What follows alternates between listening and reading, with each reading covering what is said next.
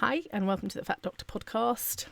I have no clue what episode it is. I'm just not that organised anymore. And maybe I'll just stop putting episodes on and then it will be fine.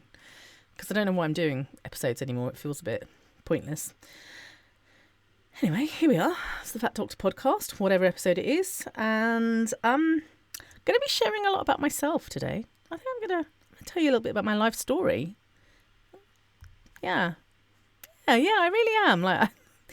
I was like, before was like, maybe I will, maybe I won't. But as I pressed record, I was like, yes, I will. I will share some stuff about my story. Yeah, let's just do it. Fingers crossed it will work out. My husband sent me a picture the other day. It was a reminder of something that we've been talking about for many years now. It's actually the title of this episode. And it is a Japanese word. Ikigai. I'm so sorry if I've mispronounced that. Ikigai. And basically, it's a fantastic concept. I love this concept. It's basically, it's a Venn diagram. If you look at the picture, often it's shown as a Venn diagram. 4 circles though. So I'm not sure if that can be a Venn. Can you have a Venn with 4 circles? Anyway, 4 circles. What you love, what you're good at, what the world needs, and what you can be paid for. And when all of those things meet together, that is Ikigai. And it's something, I don't know, I think my husband found it on it was some inspirational quote they found on Facebook. But it was really into it. And started researching about it and talked to me about it. And he mentioned it first in 2019. And I know this because 2019 was probably when I started having a bit of an existential crisis. Because had you asked me in 2018, is your job something that you love, that you're good at, that what the world needs and what you can be paid for? I'd be like, absolutely. I'm a doctor. Hello. Wanted to be a doctor my whole life. Of course I love it. Of course I'm good at it. That goes without saying, folks. I really am. And inevitably, I mean, there's no question that the world needs doctors. And I'm being paid for it. So, woohoo. Yay me. Felt like quite the brag. 2019 was the year that I realised, holy fuck, I can't do this anymore. I mean, I thought it was what I loved, and the idea, the idea of being a doctor, I still love. I'm in love with the idea of it. I still am, even though I'm not sure it's something I chose for myself. Even though I'm pretty sure it's something that my mother basically manipulated me into thinking I wanted to do. I was too young to realise what she was doing, and then it just became canon. It was just, yeah, I'm going to be a doctor.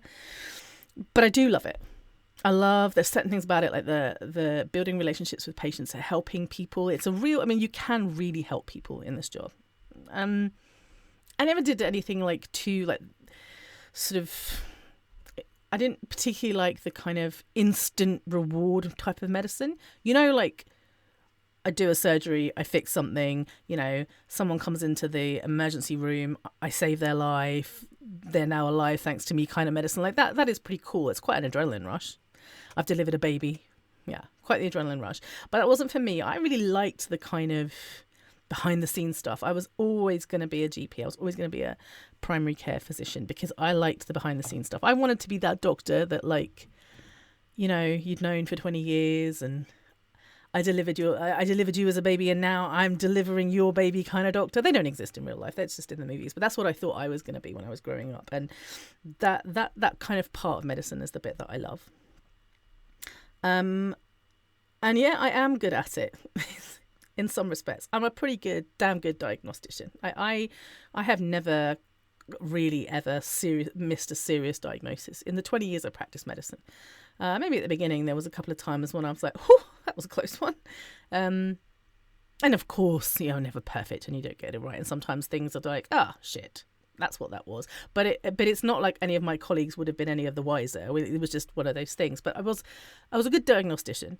I love to understand things, and I have to understand everything. So I spent a good deal of my training really getting to grips with basic, the day-to-day medicine stuff I was going to see. And so I understood it. And I was good at explaining things. I was good at talking to people, establishing relationships, all of that stuff. I was good with mental health. you might not be surprised to hear. But that wasn't really what I was being paid to do, especially towards the end. It was much more about preventative medicine, making sure, I was filling in all these forms and boxes and checking this and that, and don't forget to do a blood pressure while you're there, and I'm just like, why? What's the point? Like, the blood pressure is going to be high. They're sitting in the doctor's office. It's a completely waste of time, but I'm supposed to do it, so I had to do it. And so, yeah, I was good at it, but I was kind of not good at all of it. As terms of what the world needs, the world needs doctors. That's self-explanatory. But the doctors that we have, the type of medicine that's being practiced in our society in what was 2019, pre-COVID, although COVID really summed it all up for me, that kind of medicine is not necessarily what people need. Like, we need healers. We've always needed healers. We need people to help us when we're sick. But like a 21st century doctor, is that the healer that we really need? I'm not sure. And when I say COVID made that clear, it really did. The beginning of the pandemic, I remember very clearly not knowing what this thing was, being lied to continuously. And we were lied to in the medical profession just as much as you in the public were lied to. At no point in time did anyone sit us down and go like, how we're sort of like downplaying this thing. Actually, you need to be concerned. They didn't. We knew when you knew. And the moment we realized, oh crap, this is serious, it was like something happened. We got to put all the bullshit to one side, all the red tape, all the bureaucracy, all the boxes that we had to tick, done. And we got to do medicine again. We got to practice medicine. There was a problem. We found a solution. People were dying. We were there. It was a difficult time, but it was the first time in my career, really, honestly, that I was like, this is the medicine that I've always wanted to practice. Ideally not in a pandemic, but no red tape, no bureaucracy, everyone pulling together. And actually there was a real surge. A lot of us were feeling tired, and there was a real surge in energy at the beginning of the pandemic, and I think it lasted a good 6 months to a year. And then the profession went, right, so now you've got to like catch up with all that red tape from the last year that you didn't do, like all those boxes you were supposed to fill in order for you to get paid. Like you've got to go and do it. And it was such a disappointment to see that we'd learned nothing. And that was it. That was the end. So that would have been 2021, end of 2021. When I was like, no. But prior to that, I've moved ahead of myself. This is 2019, folks. It's 2019. It's pre-COVID. I was celebrating. My husband turned 40 at the end of 2019. I turned 40 in 2020. We were celebrating, I can't remember how many years together. I think it was 15. It was 15 years of marriage. It was, what a time to be alive. And on the outside, you would have looked at me and you would have said, like, you've got everything. And I did have it all. I had a home. I was a homeowner. I had a hefty fucking mortgage, but I still owned a home. I bought that home at a time when I could have afforded it. I lived in a town called Hitchin. Feel free to Google it. Hitchin. It is just north of London. There's a train that will get into the centre of London in about 30 minutes. So it was proper commuter town. I would say when we bought middle class, by the time we left upper middle class, it was house prices are extortionate. Had the schools and the really fancy kind of high street with all the coffee shops and all the restaurants and all the bars and a lot of like people in their sort of 30s to 40s, white people in their 30s to 40s, living it up in their yoga pants and, nails and hair and what my husband used to refer to as the uniform, like at the school gates, everyone's wearing the same thing. It was that kind of a town. We didn't really fit in there. Like, we had a lovely home on a lovely street in a lovely town, but we were the only family who were excluded from the group WhatsApp. There was a WhatsApp group for the entire street and we weren't on it. We weren't invited to any of the parties. My son once got kicked out. He was only 8 years old and he got kicked out of a party because he hadn't been invited, like a street party. You weren't invited, get out. So we lived in a lovely neighbourhood, but we were very much excluded. And that was partly because we were literally the only black or mixed family on the block. And there was no question about that. That was a problem. People were not even trying to hide their kind of microaggressions. But also I just think because we didn't fit in. We didn't want the same things. We didn't dress right. We didn't, like, I was too fat. Everyone was thin. I was by far the fattest person on the street, which is just weird, right? Because I'm quite a small fat. But there was no fat person on the street. They were all thin. They all wore the uniform. I didn't wear the uniform. That's because it didn't fit. I probably would have worn the uniform at one point in time just to fit in. But anyway, we had a lovely home. I was making money. I wasn't making as much money as I could have because I was physically not capable of working more than half time. So even if I wanted to work full time, I couldn't have. I did not have the physical, emotional, mental capacity to work. And that is because like I'd get to work at like 8 o'clock. And if I wanted to leave by 7, I didn't have time to pee or eat lunch or take a break, have a coffee break, none of that. In order to get everything done so I could leave at a reasonable hour, I had to just power through. And I remember sometimes like getting to 3:30 in the afternoon and being like, I haven't weed yet. I haven't gone to the toilet. I need to go. I'm bursting.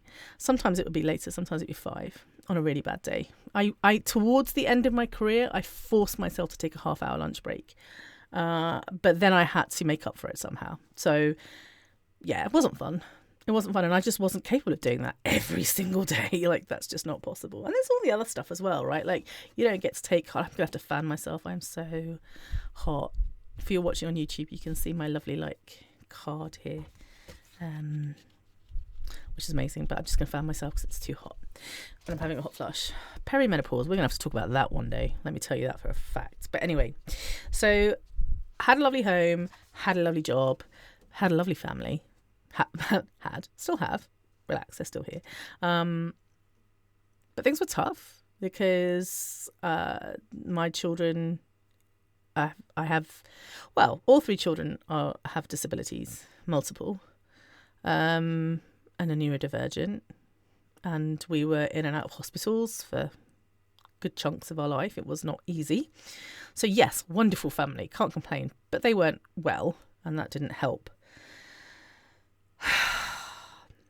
So, yeah, you know, on the one hand, I thought I had what I loved, that I was good at, that the world needed and what I could be paid for. But the honest truth was not so much. And I was still plagued by feelings of insecurity and imposter syndrome and very low self-worth. And I'm the child of a narcissist. And I was going to therapy and still am going to therapy. But that leaves its mark on you, you know. You're not allowed to ask for help. You have to anticipate everyone else's feelings. You have to meet everyone else's needs before you meet your own. In fact, meeting your own is not allowed. And excuse me. Yeah, it was. I wasn't in a great place mentally. I didn't have much self-esteem, and I was neck deep in diet culture. Oh God, did I hate my fat body. And I was coming to, like, I was about to turn 40. And I was like, my life is a mess, an absolute mess. I need to do something. And to begin with, I thought that something was to lose some weight and maybe buckle up and work harder, you know? But I got to the stage, and I don't know how many of you can relate to this. I was exhausted. I was drained. Just drained. I was anxious for no apparent reason. Like, you know, it was just a generalized anxiety. I was struggling to sleep. I could get to sleep sometimes, but then I wake up, or I couldn't get to sleep. My brain wouldn't turn off. Like, sometimes I slept too much. Sometimes, like, if I had a day off, which was hard because young kids and whatever, but if I did have a moment, I would just go and, like, sleep. And then I would wake up and I wouldn't feel any better. I'd feel worse. I was struggling to stay positive. I was feeling very negative all the time. Just plagued with, like, just generalized negativity. Nothing was going to work out. Everything was shit. And, you know, when you start, like, telling yourself that, then anytime something doesn't work out, that reinforces the belief. So it becomes like a bit of a vicious cycle. The more negative you are, the more things turn out shit, and then the more you're like, see, everything's shit, and it gets worse and worse. And I was so irritated. all the time. And I grew up in a home where parents, emotionally immature parents, thought it was okay to take out their issues on their children. And I swore I would never do this. I'm not taking my irritation out on my children. So I tried really hard not to. And to this day, I am known as ironically, as the kind one in the house. My husband is the grumpy one and the mean one. Not mean. It's not mean. It's a teddy bear. But, like my kids are more afraid of him than they are of me. Much to my chagrin, because I want my kids to be afraid of me now, and they're not. Just disappointing. But, I try not to take my irritation out on my children. But that took a lot of work. And then if you can't take your irritation out on your children and you can't take them out, take it out on your patients. Like, who the hell do you take it out on? Poor Junior. I took it out on him, just to be clear. But then, like so that was building up and building up. So I was tired, I was anxious, I was irritable. And then actually things became more blunted. I became more apathetic. I actually became more numb. I didn't give a fuck. And most of all, I was experiencing compassion fatigue. I don't really care about my patients anymore. No, I don't. Logically I did, but I didn't have the kind of the empathy and the compassion I used to have for my patients. Just disappeared out the window, along with everything else. I felt nothing. I felt numb. And I realised in 2019, oh shit, this is chronic burnout. I know this because I'm diagnosing it in all my patients. So I have chronic burnout, and that's going to be a problem. That's going to be a real problem, because you can't fix that overnight. In fact, sometimes you can't fix it unless you make radical changes to your life. And it was in that moment in 2019, prior to the pandemic, prior to turning 40, when I was neck deep in diet culture, chronically burnt out, disappointed with life, feeling like, I hate my, I've got a lovely home, but I fucking hate my neighborhood. Yeah, I'm making money, but it's not enough to pay my bills, and I'm still struggling. I'm still struggling to make ends meet. This is ridiculous. It shouldn't be like this. I love my kids, but they're sick all the time, and it's not easy. It's not easy having sick children. And it was in that moment that I felt at my most powerless. Hopeless and powerless. Hopeless because I was powerless. And I knew I had to make a change. Like I couldn't continue.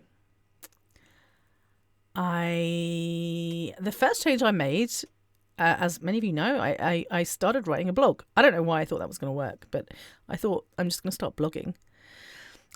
Perhaps deep down, if I'm honest, I hoped that I would become a very famous, blogger, and I would make my millions. I don't know how I thought I was going to make my millions. I didn't really understand how it worked. It's not like I wasn't clued up.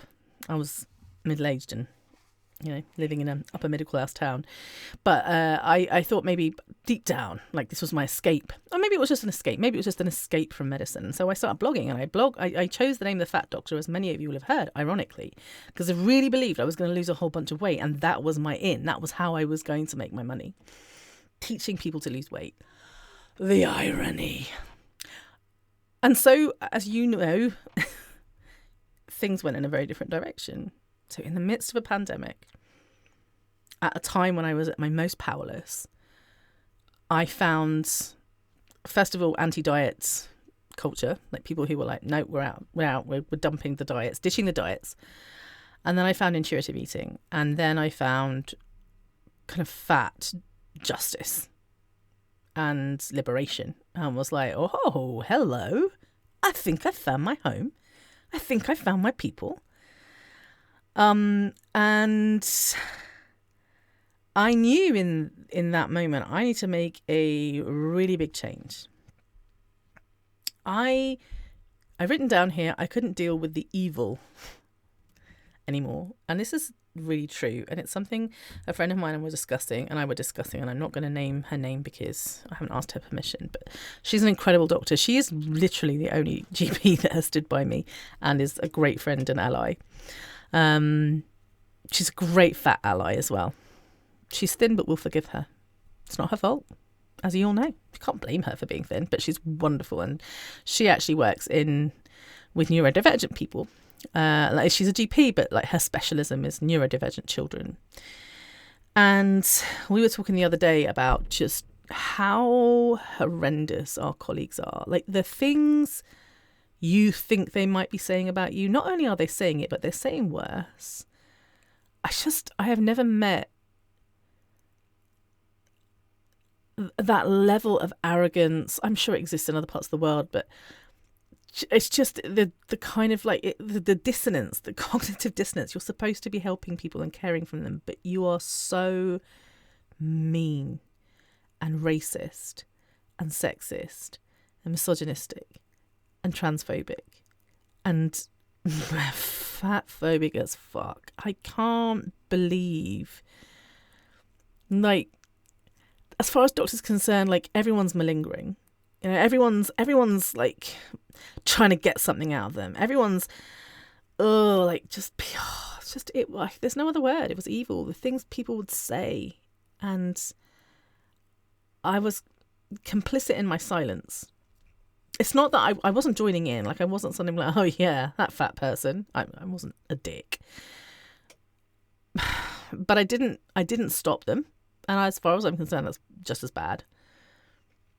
I just couldn't deal with it. I couldn't deal with them, and I couldn't deal with myself, more importantly. I couldn't deal with the fact that I was part of this system, and it was a very broken system. And even the nice ones, there were very few.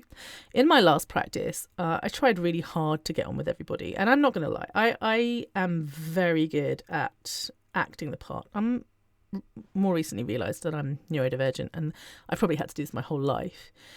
But I am... perhaps because I'm neurodivergent, perhaps because I was raised by narcissists, I am so good at being the person you need me to be. And so I was the person that they needed me to be. And I got on with everyone, and I was everyone's friend. That's how it works with me. And I like, they made me recoil sometimes. Some of these doctors made me recoil with just how they were, just how they thought, what they believed, how the opposite of what they should be. I can't even find the words. Evil's a good word. Like sometimes it felt like evil. Evil is in all of us, by the way. Like we all have the capacity for evil, and I'm sure that there have been times when I really was evil and I allowed that part of me to come out, but it sort of festered in like just the system encouraged it, and it sort of festered. It was just this general vibe of like superiority and arrogance and dislike for certain groups of people. And we all know who they were. Poor people. I don't know if that's a good word to use, but yeah. Lack of education was a problem for most of my colleagues. Uneducated meaning like without a certificate. Like it doesn't, not as if that means anything, but you know, any ethnic group you can think of, like there was beliefs, and there was, yeah, it wasn't good. I couldn't deal with my neighbourhood. I couldn't deal with these people. I couldn't go to the school. So there came a point where I couldn't pick my kids up from school anymore. I just couldn't, because I couldn't face these people. They were just everything I despised about society. Just drinking their coffees and having their natter at the school playground. I couldn't deal with the rat race. I was just about making enough money to pay my bills. I wasn't living extravagantly. I was not, I was budgeting to within a minute in my life. I wasn't trying to do anything like, glamorous, or not that there's anything wrong with spending money, by the way, on things that make you happy. I'm not suggesting there is. Just I wasn't doing that and was still making ends meet. One day in 2020, I was on sick leave now. I'd taken sick leave, much to my colleagues' horror. How dare I take the sick leave that I'm entitled to? I've worked 20 years for the NHS. I built that sick leave off. I was entitled to it. It was mine. I took it. How dare I do that to them, though? How dare I be sick? But I was on sick leave just with exhaustion and I just burnout. Like I was on sick leave with burnout. And I got up one day And I sat down with my family and I said, I want us to move to Scotland. It was very out of the blue. I just want you to know that it's not like we had talked about it. I just said one day, I think we should move to Scotland, and my family thought I was insane.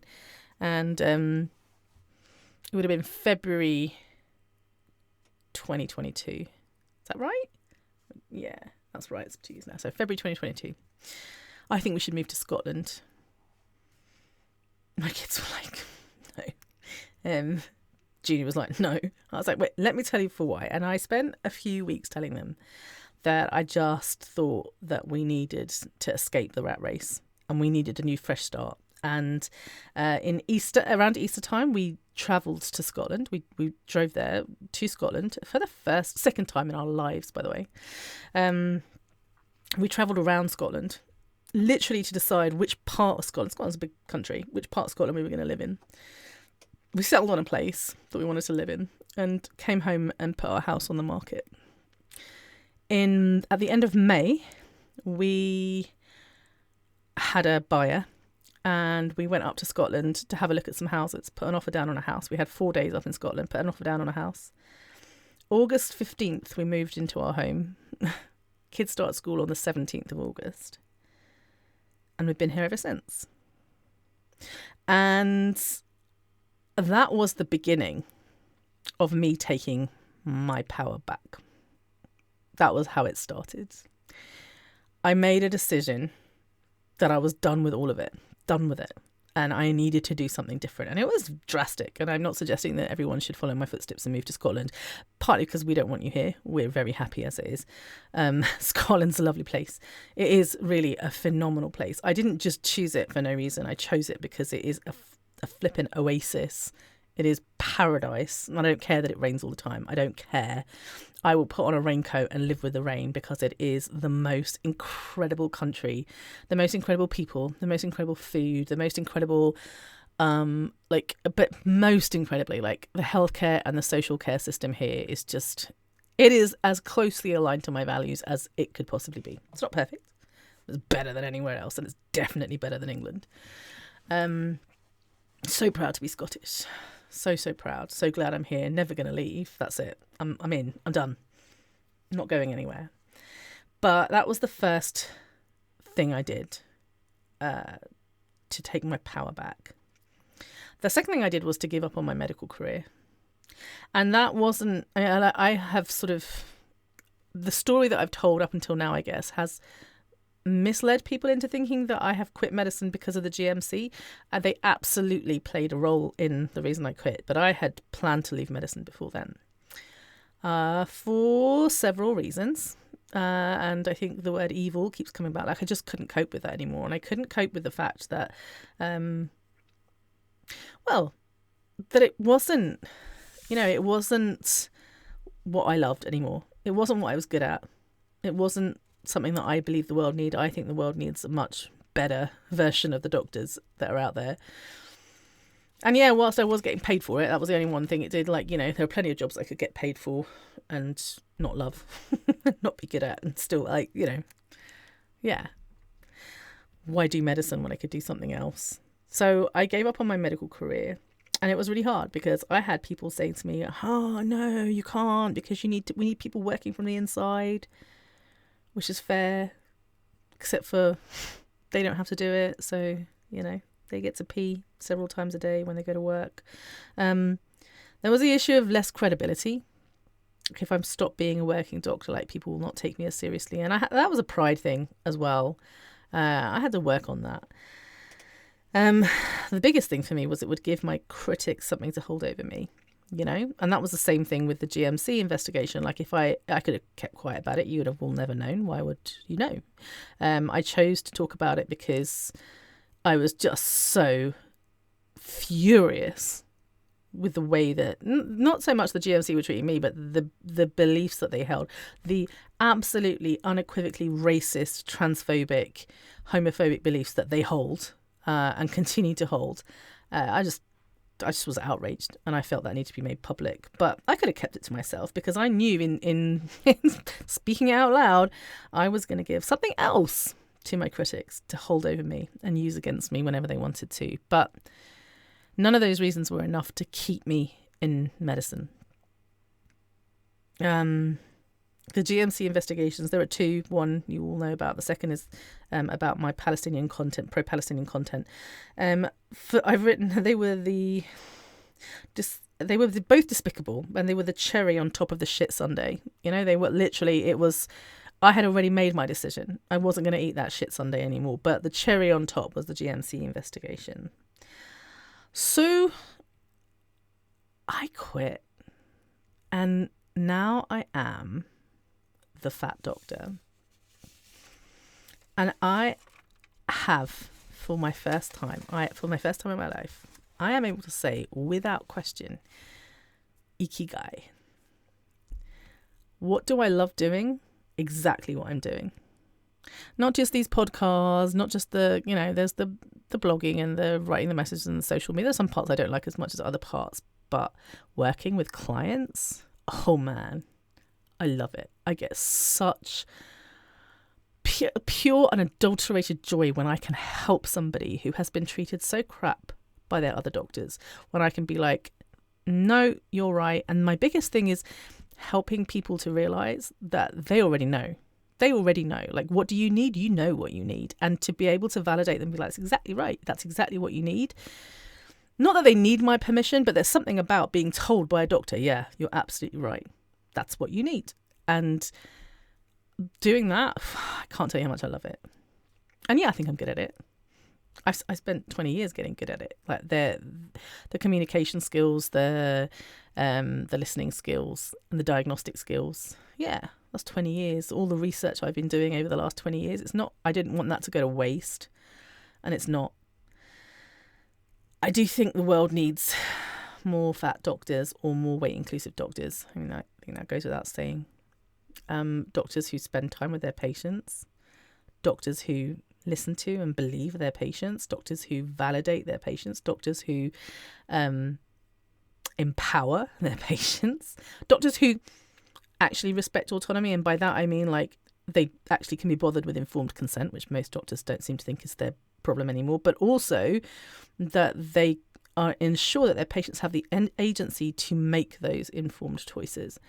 Doctors who stand for justice and, you know, believe that all people should be treated equally, are deserving of medical care, that we shouldn't be discriminating, stuff like that. I feel like that is what the world needs. I don't think we have enough of those doctors out there. And yeah, I like the fact that I get paid for this. I need to be paid for this, otherwise I can't do this. And I had a really big issue to begin with about like charging people for my services, because of course the people who need my services the most are the people who can afford it the least. Goes without saying, that's the world. We live in a fucked up capitalistic world.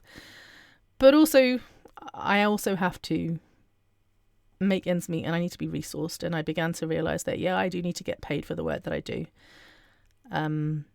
But also at the same time being mindful of the people who can afford things the least and being able to support them in whatever way that I can. And so I've taken a lot of time to think about this, to consider it.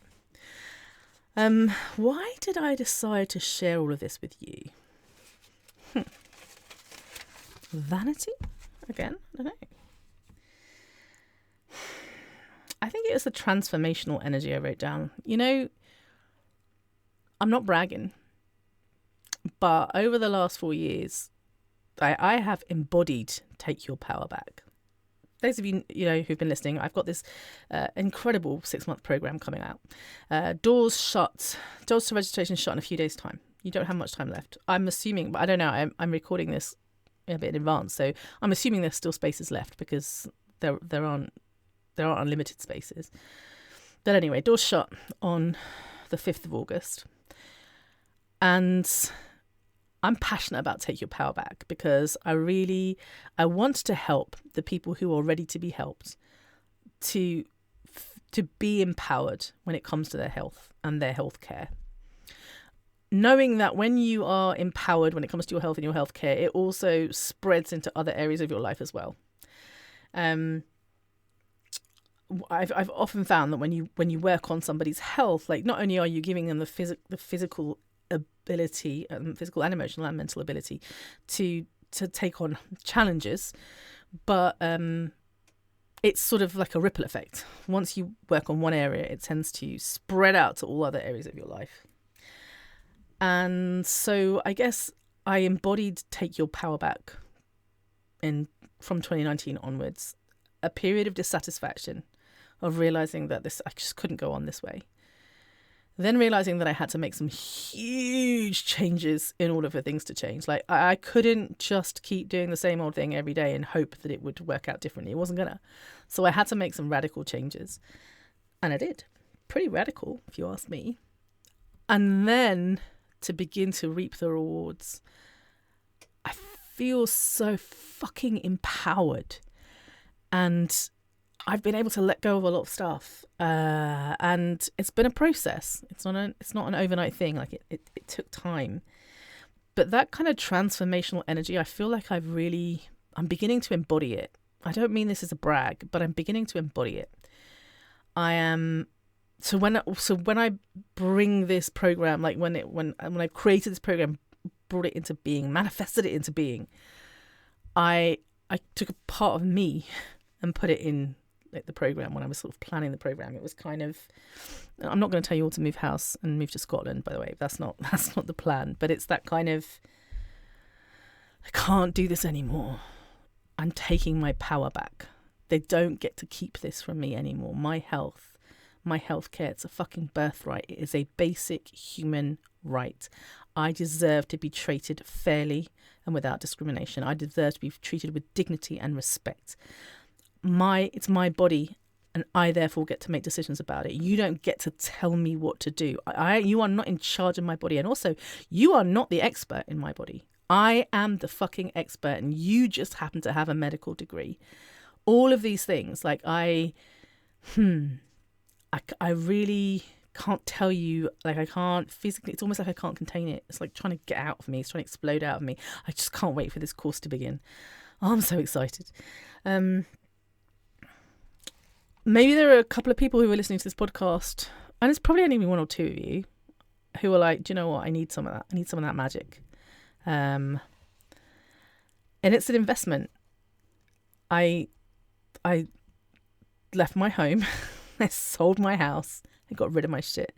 That house would have been was worth a fortune now. If I had kept it, if I had paid off that damn mortgage, I just kept going, kept paying. Towards the end, it would have been worth more than £1 million. £1 million. That's how much it would have been worth by the time I'd finished paying off my mortgage. I sold that bad boy. I will never, ever have the opportunity. Like, that's it. I'm done. Like, I can't be moving back to London now. I've been priced out. It was an investment. A lot of this was an investment. Leaving a steady paying job with benefits and, you know, like sick pay and all that shit. Yeah, it's a huge risk, and it was an investment. Getting this business off the ground for the last couple of years, like I wasn't paid to do that. I was putting all of my money. I was spending through my savings. Like, you know, there were points in time when paying bills were optional because it was really hard. It wasn't easy. But yeah, maybe you're listening to that and you're like, I'm ready to do that. I'm ready to do something radical. And I would love it if you would join me and be radical with me. I said this in the last podcast. I'm going to say it again. It's a 6-month program. The reason it's a 6-month program is because it's, you know, going to take at least 6 months for you to get started, really. And yes, there's lots of learning material. There's course material. I'll keep adding to it. I will keep updating it. I want you to have all of the resources. There's already quite a few resources. There will be more. And yes, there are 8 group calls over the period of 4 months. Spread out because I don't want it to be too demanding. It's the last thing you need, because who can make those kind of commitments otherwise? So there's 8 group calls where people who are really into it and who like the group call format. You might not be one of those people. It doesn't matter. You don't have to be. You don't have to come. But if you like the group call format where like we can talk and we can like discuss issues and stuff, there'll be 8 group calls. But there's also the community, and the community is such a big part of this. The community is fantastic. It is an incredibly active and supportive community. There will be a dedicated space where if you need to ask questions, if you need like support, you don't have to wait till the next group call. You can just put it in there. And you can get support from people, and you can get support from me personally. We call this asynchronous coaching. So it's not like coaching, like a coaching call. You got an hour, like get it done. It's sort of much more, we do it as we can, like, you know, as it comes up. There's no sort of, there's no time limit. That's the word I'm looking for. So you get that. And you get to be part of the community, and you also get a 90-minute one-to-one chat with me as well, right at the beginning, to kind of get you started on the right foot. So, I mean, why wouldn't you join? It's £980 for the whole thing for the 6 months. That works out as £160, I think, or just over £160 a month. And you can split the payments if you need to. You've got a few more days, and then it's over. Like, I hope you'll join me. I don't know when I'm going to do the next one. So if you're thinking, oh, I'll catch the next one, I don't know when it will be. It probably won't be for at least, well, it won't be for at least 6 months. So, yeah, love to see you there. Hope you enjoyed this. What was it? Autobiographical podcast? I don't know. Like, I'll stop talking about me now, and join me in the next one, at the next one, for the next one. Yeah, join me then.